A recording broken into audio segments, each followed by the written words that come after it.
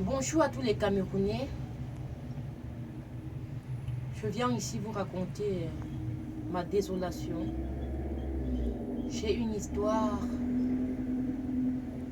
qui me fait très très mal, qui me déchire le cœur. C'est l'histoire de trois jeunes frères. L'un est Bamoun, le second est Bouddha et la troisième est Boulou. Ça fait exactement 5 mois qu'ils m'ont contacté et je viens à raconter cette histoire parce que leur téléphone ne passe plus. Ces trois jeunes Camerounais. Le Bamoun s'appelle Charles. Il est de Machirin, mais je ne donnerai pas plus de détails. Ce garçon avait une vie tranquille, une vie paisible. Ce garçon se débrouillait dans sa cité, Bamoun, sa ville natale. C'était un jeune commerçant. Il a commencé par la sculpture. On les appelle les Wakbayou. Il faisait sa sculpture, ça lui donnait un peu d'argent. Jusqu'au jour où il fait la connaissance d'un gars Bouddha au nom de Zouang Séraphin.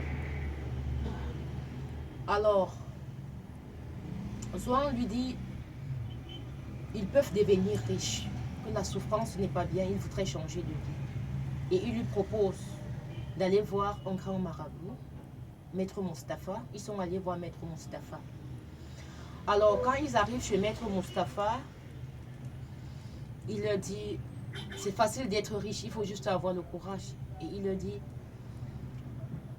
la souffrance est tellement énorme au Cameroun que si on peut trouver de quoi avoir de l'argent, peu importe, on va le faire.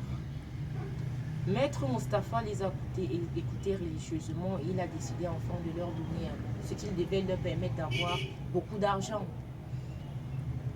Il a posé la première condition.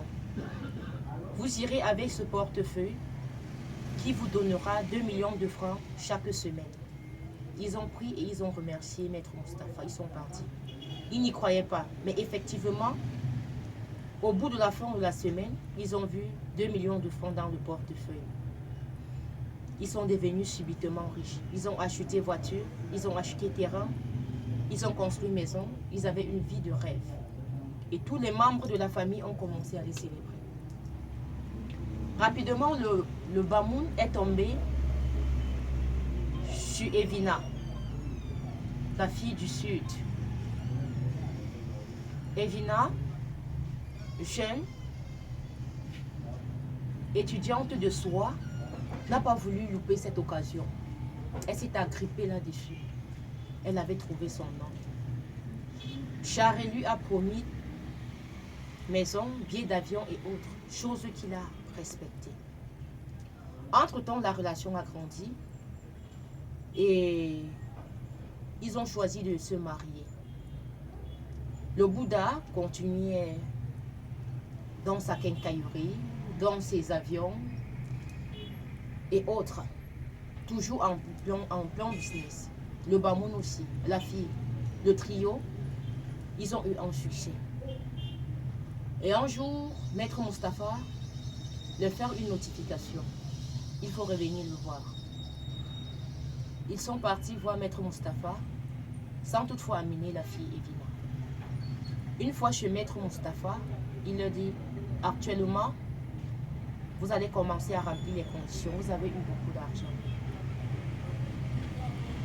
Il a dit au Bamoun, tu vas faire l'amour avec ta maman 2 fois par semaine. Et au Bouddha, et au gars Bouddha, Zouang Séraphin, il lui a dit, tu feras pareil. Et vous allez faire quelque chose pour célébrer votre maman. Le vendredi, il aurait fallu que le Bouddha rentre au village pour faire l'amour à sa maman. Ça n'a pas été facile. Il était obligé, il s'est vu obligé d'expliquer à sa maman. Sa maman a dit qu'elle ne pourra pas laisser son fils mourir. Elle préfère remplir la condition pour que son fils vive. Donc, elle est entrée faire l'amour avec sa maman pour sauver la vie de son fils. Ça, c'était la première fois. Le gars Bamoun est parti au village. Il était obligé de séquestrer sa maman pour pouvoir lui faire l'amour afin de ne pas mourir. Et quand il a fait la première fois, sa maman au début déçue, mais à la fin, comme le gars me raconte, elle a dit, ça n'a enlevé rien en moi, donc je peux supporter. On a offert, le fils a offert la voiture à maman, une vie de rêve, de luxe et autres. C'est pourquoi, sur sa voiture, Chari a écrit « Merci maman ». Quand tu vois sur la voiture de Chari « Merci maman », il remercie maman de lui avoir offert son corps pour qu'il puisse vivre. Je suis blessée. Combien de temps devons-nous faire ces choses ignobles à nos mamans qui nous ont mis au monde? Comment est-ce qu'un fils peut déshabiller sa propre maman pour assoupir ses désirs? Comment un fils peut-il déshonorer sa maman, désacraliser sa maman, juste pour avoir un peu d'argent? La deuxième fois, le gars Bouddha est rentré pour faire l'amour à sa mère et son frère l'a surpris. Quand son frère s'est saisi d'une machette pour pouvoir en découdre avec lui, c'est la maman qui a dit « Stop, ne tue pas mon fils.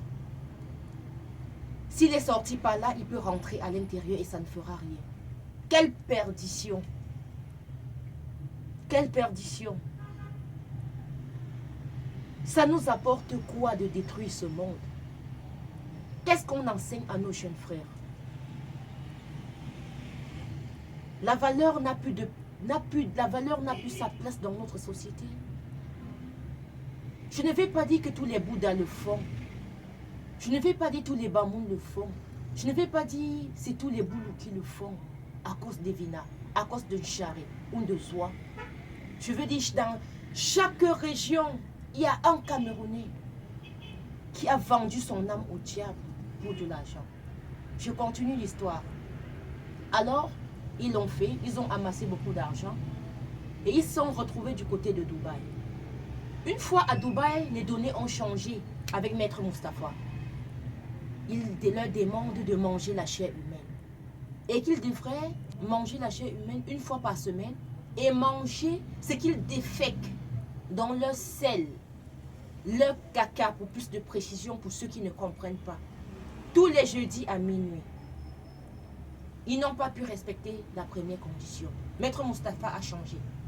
La deuxième, il a dit, vous allez faire l'amour au cimetière à 12h pile, tous les lundis. Chose qu'ils n'ont pas pu respecter. Donc,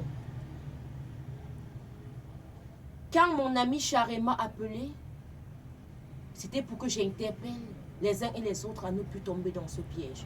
Actuellement, leur numéro ne passe pas. Je ne sais pas s'ils sont morts ou ils sont toujours vivants.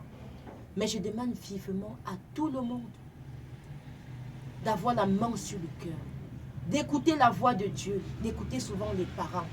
Ne pas regarder la richesse des uns et des autres. Vous ne savez pas quel sacrifice ils ont fait pour atteindre ce niveau. Et l'argent ne se gagne pas au prix d'un jeu de cartes. Pour avoir de l'argent, il faut racler la sueur. Il faut travailler dur. Le gain facile n'existe pas sur terre. Ça n'existe nulle part. Même au Paris Foot, il y a un prix. Vous partez travailler dur pour venir investir pour le blanc. Non, l'argent se gagne à la sueur du front.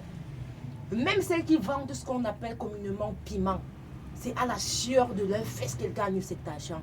Comment quelqu'un pourra vous dire que il va s'asseoir et vous donner de l'argent facile? Grand maître du Bénin, grand maître de ceci. Pourquoi ne pas créer la banque magique de l'Afrique centrale et nous sortir de ce pétrin? Pourquoi nous souffrons tant alors qu'ils ont tout ce pouvoir? Ils ont ce pouvoir magique. Pourquoi ne pas nous fabriquer des billets de banque et pas être distribués en longueur de journée? Pourquoi les malades meurent alors qu'ils ont tant cet argent? Non, arrêtons, arrêtons. Charé, si tu es mort, que Dieu accueille ton âme. Evina, si tu ne vis plus, que ta famille te pleure en paix. Soit, si tu es mort, vraiment que Dieu te pardonne. Ma chère Evina, petite sœur, tu n'aurais pas pu accepter ce genre de fausses choses. Ça ne sert à rien. Je suis navrée. C'est une histoire vraie.